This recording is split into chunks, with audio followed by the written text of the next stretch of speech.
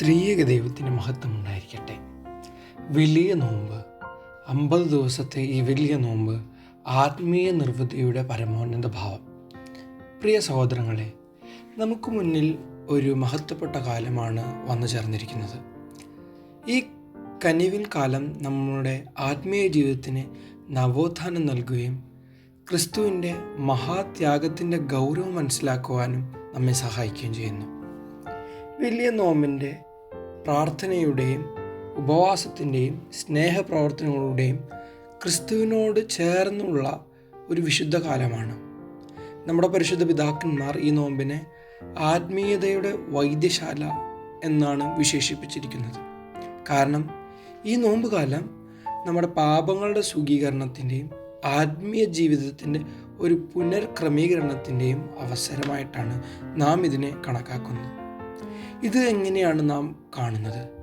യേശു ക്രിസ്തുവിൻ്റെ രോഗശാന്തി പ്രവർത്തനങ്ങളിലൂടെയും അത്ഭുതങ്ങളിലൂടെയാണ് നാം മനസ്സിലാക്കുന്നത്. ശാരീരികവുമായും മാനസികവുമായും ആത്മീയമായും തളർന്നിരിക്കുന്ന എല്ലാ രോഗികളെയും സുഖപ്പെടുത്തുന്നതായിട്ടാണ് ഈ നോമ്പ് ചിത്രീകരിച്ചിരിക്കുന്നത്. നാം കുഷ്ഠരോഗിയെ ശുദ്ധീകരിക്കുന്നത് കാണുന്നു, ജന്മന അന്ധനായവനെ ശുദ്ധീകരിക്കുന്നത് നാം വീണ്ടും കാണുന്നു, തളർവാദ രോഗിയെ സൗഖ്യമാക്കുന്നതായി കാണുന്നത്.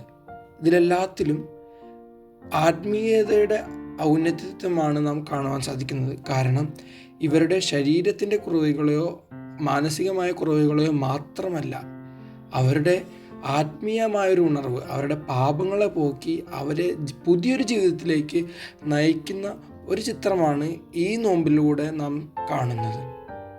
ഇത് നമ്മൾക്ക് എങ്ങനെ പ്രാവർത്തികമാക്കാം?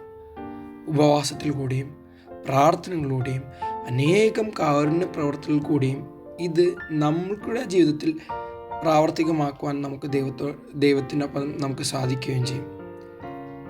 ഒരു കാര്യം കൂടി ഓർമ്മിപ്പിക്കാനുള്ളത്, ഈ നോമ്പ് പൂർണ്ണമാകുന്നതിൽ നമ്മൾ ഇതൊക്കെ ചെയ്തതിലൂടെ നമ്മുടെ സഹോദരനോട് പൊറുക്കുവാനും അവനോട് ക്ഷമിക്കുവാനുള്ളൊരു മനോഭാവം ഇല്ലെങ്കിൽ ഈ നോമ്പ് നോറ്റതിൽ ഒരു ഉപകാരവുമില്ല.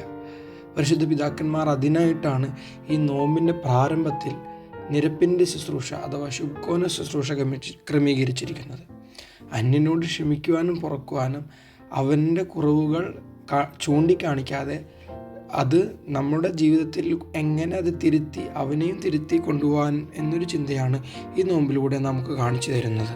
അതുപോലെ തന്നെ നോമ്പ് വെറും ഭക്ഷണം ഒഴിവാക്കുന്ന ഒരു പ്രക്രിയയല്ല, ദൈവത്തെ അറിഞ്ഞ് അനുഭവിക്കുവാനുള്ള ഒരു പ്രക്രിയയായിട്ടാണ് നോമ്പിനെ നാം കാണേണ്ടത്.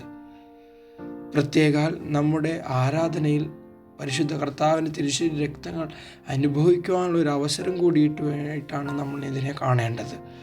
ഒരുക്കത്തോടുകൂടെ കുമ്പസാരിച്ച് ഈ കർത്താവിൻ്റെ തിരുശരീര രക്തം അനുഭവിക്കാൻ ഈ നോമ്പിൽ നമുക്ക് ഏവർക്കും സാധിക്കണം. ഇതിലൂടെ നാം ഒരു നേരത്തെ ഉപേക്ഷിക്കുന്ന ഭക്ഷണം മറ്റുള്ളവർക്ക് കൂടി നൽകുവാൻ, ആവശ്യമുള്ളവർക്ക് നൽകുവാൻ ആയിട്ട് വേണ്ടിയും ഇതിനെ ക്രമീകരിക്കണം.